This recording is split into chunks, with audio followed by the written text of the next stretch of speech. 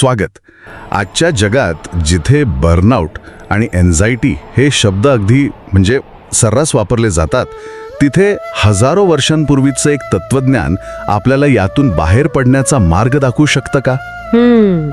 आज आपण भगवद्गीतेच्या दुसऱ्या अध्यायाच्या मदतीने नेमक्या याच प्रश्नाचा शोध घेणार आहोत. हो, आणि हा अध्याय ज्याला सांख्य योग म्हणतात, तो म्हणजे गीतेचं हृदय आहे असं म्हटलं जातं. अच्छा. कारण इथूनच तो खरा संवाद सुरू होतो.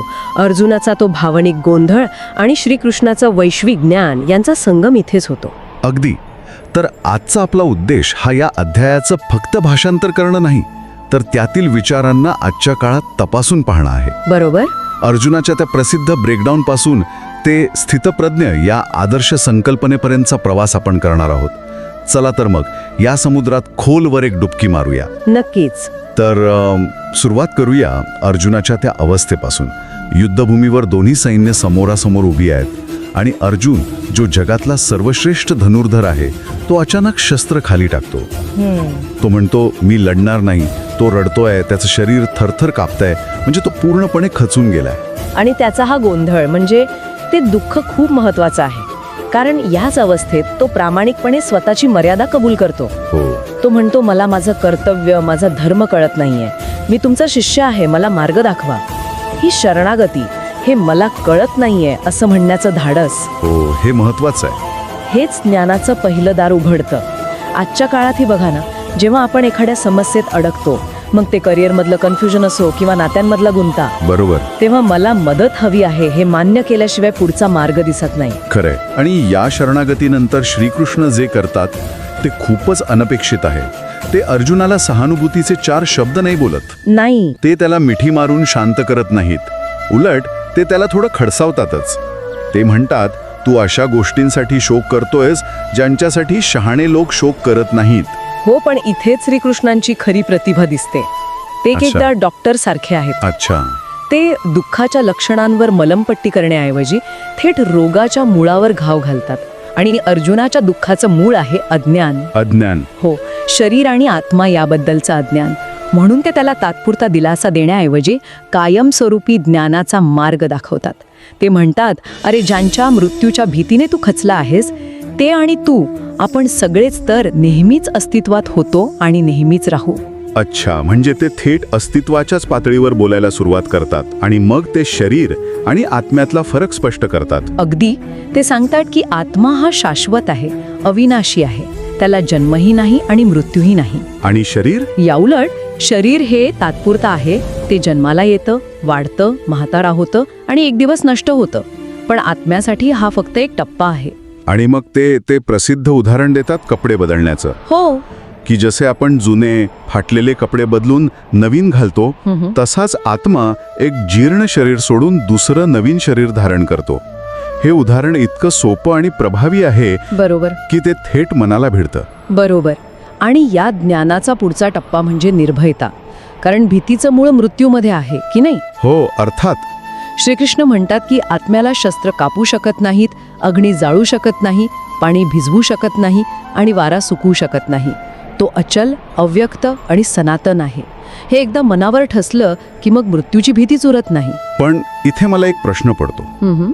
जर आत्म्याला काहीच होत नाही, तर मग अर्जुनाने लढून जे शरीर मारले जाणार होते त्या हिंसेला काहीच महत्व नाही का? म्हणजे अरे, तू मारणार आहेस ते फक्त शरीर आहे, आत्मा तर अमर आहे, त्यामुळे बिनधास्त लढ, असा याचा अर्थ घेतला जाऊ शकतो. बरोबर. यातून चुकीचा संदेश नाही का जात? खूप महत्वाचा आणि योग्य प्रश्न आहे हा. गीतेवर हा आक्षेप अनेकदा घेतला जातो. हो. पण इथे आपल्याला संदर्भ समजून घ्यावा लागेल. श्रीकृष्ण अर्जुनाला हिंसा करायला प्रवृत्त करत नाहीयेत. ते त्याच्या निर्णयामागची प्रेरणा शुद्ध करत आहेत. प्रेरणा? हो. अर्जुनाचा लढायला नकार देण्यामागे अहिंसा हे तत्व नाहीये, तर माझे नातेवाईक मरतील ही आसक्ती आणि भीती आहे. श्रीकृष्ण त्याच्या निर्णयाच्या मुळाशी असलेल्या या भीतीला आणि आसक्तीला काढून टाकत आहेत. अच्छा. ते त्याला सांगत आहेत की तू निर्णय भीतीपोटी किंवा आसक्तीपोटी घेऊ नकोस, तर तुझं कर्तव्य काय आहे, तुझा धर्म काय आहे यावर आधारित घे. हा फरक खूप मोठा आहे. अच्छा, म्हणजे फोकस हिंसा किंवा अहिंसा यावर नाहीये, तर निर्णय घेण्यामागच्या मानसिक स्थितीवर आहे, त्या मेंटल स्टेटवर आहे. भीती आणि आसक्तीने घेतलेला निर्णय चुकीचाच असणार. अगदी. आत्म्याचं हे ज्ञान त्याला त्या भावनिक गोंधळातून बाहेर काढण्यासाठी आहे, जेणेकरून तो शांत आणि स्थिर मनाने आपल्या कर्तव्याचा विचार करू शकेल. आणि मग ते त्याला त्याच्या कर्तव्याची म्हणजेच स्वधर्माची आठवण करून नेतात. हो, आणि मग चर्चा एका वेगळ्याच पातळीवर जाते. आत्म्याचं तात्विक ज्ञान दिल्यानंतर श्रीकृष्ण त्याला जमिनीवर म्हणजेच कृतीच्या पातळीवर आणतात. ते म्हणतात की न्यायासाठी लढणं हे एका योद्ध्याचं कर्तव्य आहे आणि कर्तव्य टाळणं हे पाप आहे. हो, पण त्यानंतर ते या चर्चेला एका वैश्विक उंचीवर नेतात. ते सांगतात की कर्तव्य तर करायचंच आहे, पण ते कसं करायचं हे जास्त महत्वाचं आहे. आणि इथेच निष्काम कर्म या गीतेतील सर्वात सुंदर आणि क्रांतिकारी संकल्पनेचा जन्म होतो. आणि मग तो प्रसिद्ध श्लोक येतो जो आपण सगळ्यांनी कुठेतरी ऐकलेला असतो, कर्मणे वाधिकार असते म फलेषु कदाचन. हो, याचा अर्थ आपण असा घेतो की फळाची अपेक्षा न करता कर्म करा. पण आजच्या रिझल्ट ओरिएंटेड जगात हे अनेकांना अव्यवहार्य वाटू शकतं. बरोबर. म्हणजे काय, आपण महत्वाकांक्षा सोडून द्यायची का, की याचा काहीतरी अधिक खोल अर्थ आहे जो आजच्या व्यावसायिक आयुष्यालाही लागू होतो? अगदी. फळाची अपेक्षा करू नका याचा अर्थ निरुत्साहाने किंवा ध्येयाशिवाय काम करा असा अजिबात नाही. उलट श्रीकृष्ण म्हणतात, आपलं कर्तव्य न करण्यातही आसक्त होऊ नकोस. अच्छा. म्हणजे कर्म तर करायचंच आहे, पण आपला संपूर्ण लक्ष, आपली सगळी ऊर्जा ही कृतीवर केंद्रित करा, फळावर नाही. ओके. कारण फळ किंवा परिणाम हा अनेक गोष्टींवर अवलंबून असतो ज्या आपल्या नियंत्रणात नसतात. म्हणजे आपलं लक्ष प्रक्रियेवर, प्रोसेसवर असावं, परिणामावर, रिझल्टवर नाही. अगदी अचूक. मानसशास्त्रात ज्याला फ्लो स्टेट म्हणतात ना, फ्लो स्टेट. हो. हा, जवळजवळ तोच प्रकार आहे. जेव्हा एखादा खेळाडू खेळात पूर्णपणे रमून जातो किंवा एखादा कलाकार आपल्या कलेत स्वतःला विसरून जातो, तेव्हा ते निकालाचा विचार करत नसतात. ते त्या क्षणात, त्या कृतीत इतके एकरूप झालेले असतात की त्यांना यशाची चिंता किंवा अपयशाची भीती शिवत नाही. बरोबर. कर्मयोग म्हणजे ही फ्लो स्टेट साधण्याची कला आहे. वाव, ही जोडणी खूपच इंटरेस्टिंग आहे. म्हणजे कर्मयोग हा निष्क्रिय होण्याचा मार्ग नाही, तर अधिक प्रभावीपणे आणि शांतपणे काम करण्याचा मार्ग आहे. नक्कीच. आणि श्रीकृष्ण पुढे योग या शब्दाची एक नवीन व्याख्या देतात. ते म्हणतात, समत्वम योग उच्चते. समत्वम योग उच्चते. म्हणजेच सुख दुःख, नफा तोटा, जय पराजय या द्वंद्वांमध्ये मनाला स्थिर ठेवणं हीच समता म्हणजेच योग आहे. जेव्हा आपण या समतेने, या अनासक्त भावनेने कर्म करतो, तेव्हा ते कर्म आपल्याला बंधनात टाकत नाही. कामातला ताण, कामामुळे होणारी चिडचिड या सगळ्यापासून आपण मुक्त होतो. अगदी. हे सगळं ऐकायला खूप आदर्श वाटतं. स्थिर राहा, अनासक्त राहा, समतेने वागा. पण अशी व्यक्ती प्रत्यक्षात दिसते कशी, वागते कशी? मला वाटतं हाच प्रश्न अर्जुनाच्याही मनात आला असणार. अगदी बरोबर. आणि तो विचारतोच की या स्थितप्रज्ञ माणसाची, म्हणजे ज्याची बुद्धी स्थिर झाली आहे, त्याची लक्षणं काय आहेत?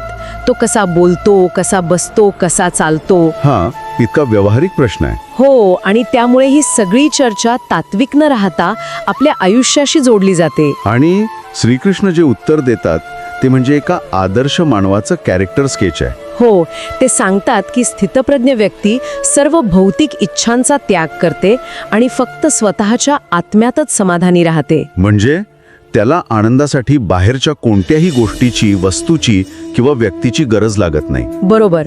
तो आत्मनिर्भर असतो खऱ्या अर्थाने. तो दुःखाने विचलित होत नाही आणि सुखाच्या मागे धावत नाही. तो आसक्ती, भीती आणि क्रोधापासून पूर्णपणे मुक्त असतो. पण या सगळ्याचं मूळ कुठे आहे? या सगळ्या भावना निर्माण कुठे होतात? त्याच्या मुळाशी आहेत आपली इंद्रिय. आणि म्हणूनच श्रीकृष्ण सर्वात महत्त्वाचं लक्षण सांगतात की स्थितप्रज्ञ व्यक्ती आपल्या इंद्रियांवर पूर्णपणे नियंत्रण ठेवते. आणि मग ते कासवाचं उदाहरण येतं. अगदी. ते कासवाचं एक अतिशय सुंदर उदाहरण देतात. जसं कासव धोक्याची जाणीव होताच आपले सगळे अवयव आपल्या कवचात ओढून घेतं, तसाच स्थितप्रज्ञ योगी आपल्या इंद्रियांना बाह्य विषयांपासून म्हणजे आकर्षणांपासून मागे खेचतो आणि मनाला स्थिर करतो. हो. आजच्या जगात हे उदाहरण खूपच समर्पक वाटतं. आपलं कासव तर कायम कवचाच्या बाहेरच असतं. खरंय. आपले डोळे आणि कान सतत मोबाईलच्या स्क्रीनवर, नोटिफिकेशन्सवर, सोशल मीडियाच्या आकर्षणांवर खिळलेले असतात. या काळात इंद्रियांवर नियंत्रण ठेवणं म्हणजे काय? संन्यास घेणं अपेक्षित आहे का? अजिबात नाही. गीतेमध्ये कुठेही पळून जायला सांगितलेलं नाही. इंद्रियांवर नियंत्रण म्हणजे त्यांचा वापरच न करणं नव्हे, तर त्यांचा गुलाम न होणं. अच्छा. म्हणजे मोबाईल वापरायचा नाही असं नाही, पण कधी वापरायचा आणि कधी नाही हे आपण ठरवायचं, मोबाईलने नाही. दिवसातला काही वेळ डिजिटल डिटॉक्स करणं, जाणीवपूर्वक शांत बसणं, हे आजच्या काळातलं कासवासारखं कवचात जाणं आहे. बरोबर. ही निवड करण्याची शक्ती म्हणजे इंद्रिय संयम. अगदी. आणि ही शक्ती नसेल तर काय होतं याचाही इशारा श्रीकृष्ण देतात. ते एक साखळीत सांगतात की माणसाचं पतन कसं होतं. हो, ती घसरगुंडी. हो, की इंद्रियांच्या विषयांचा सतत विचार केल्याने आसक्ती निर्माण होते. आसक्तीतून इच्छा पूर्ण न झाल्यास क्रोध, आणि क्रोधातून बुद्धीचा नाश होतो. अगदी. आपण हे रोजच्या आयुष्यात पाहतो. एखादी गोष्ट हवीशी वाटते म्हणजे आसक्ती. ती मिळाली नाही की चिडचिड होते म्हणजे क्रोध. आणि त्या रागात आपण अविचारीपणे वागतो म्हणजेच बुद्धिनाश. श्रीकृष्ण आपल्याला ही संपूर्ण साखळीच तोडायला शिकवतात, तिच्या सुरुवातीलाच म्हणजेच इंद्रियांच्या पातळीवर. आणि जो यावर नियंत्रण मिळवतो त्यालाच खरी मनःशांती मिळते. गीतेमध्ये या अवस्थेला ब्रह्मनिर्वाण म्हटलं आहे. ब्रह्मनिर्वाण हा शब्द खूप मोठा आणि वजनदार वाटतो. याचा सोपा अर्थ काय? सोप्या भाषेत सांगायचं तर ही एक अशी मानसिक अवस्था आहे जिथे तुम्ही जगात राहूनही, रोजची कामं करूनही आतून एका खोलवरच्या शांततेशी आणि स्थिरतेशी जोडलेले असता. समुद्राच्या पृष्ठभागावर लाटा येतात जातात, वादळं होतात, पण समुद्राच्या पोटात खोलवर एक अथांग शांतता असते. ब्रह्मनिर्वाण म्हणजे त्या आतल्या प्रशांत सागराशी एकरूप होणं. सुख दुःखाच्या लाटा येतात जातात, पण आतला तो समतोल ढळत नाही. म्हणजे हे खूपच विलक्षण आहे. या एकाच अध्यायात आपल्याला दुःखावर मात करण्याचा, गोंधळलेल्या मनस्थितीतून बाहेर पडण्याचा एक संपूर्ण आराखडा मिळतो. हो. एका बाजूला आत्म्याच्या अमरत्वाचं तात्विक ज्ञान आहे, ज्याला आपण ज्ञानयोग म्हणूया, आणि दुसऱ्या बाजूला फळाची अपेक्षा न ठेवता समतेने कर्म करण्याचा व्यावहारिक मार्ग आहे, ज्याला कर्मयोग म्हणूया. आणि हे दोन्ही मार्ग वेगळे नाहीत, ते एकमेकांना पूरक आहेत. ज्ञानाशिवाय केलेलं कर्म हे अंधळा असू शकतं, त्याला दिशा नसते. बरोबर. आणि कर्माशिवाय असलेलं कोरडं ज्ञान हे पांगळं असू शकतं, ते जीवनात उतरत नाही. खरी स्थिरता आणि शांती या दोन्हींच्या संगमातूनच प्राप्त होते. अर्जुनाच्या समस्येचं उत्तर फक्त ज्ञान किंवा फक्त कर्म नव्हतं. नाही, ते ज्ञानावर आधारित कर्म होतं. जसं गाडी चालवण्यासाठी रस्ता कसा आहे हे ज्ञान म्हणजे ज्ञानयोग, आणि गाडी चालवण्याचं कौशल्य म्हणजे कर्मयोग, दोन्ही आवश्यक आहे. आजची ही सखोल चर्चा आपण इथेच थांबूया, पण श्रोत्यांसाठी एक विचार नक्कीच सोडून जाऊ इच्छितो. नक्कीच.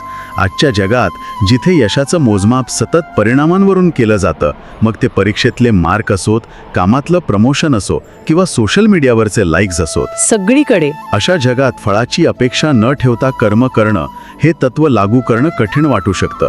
पण एक छोटा प्रयोग करून पाहायला काय हरकत आहे? काय आहे?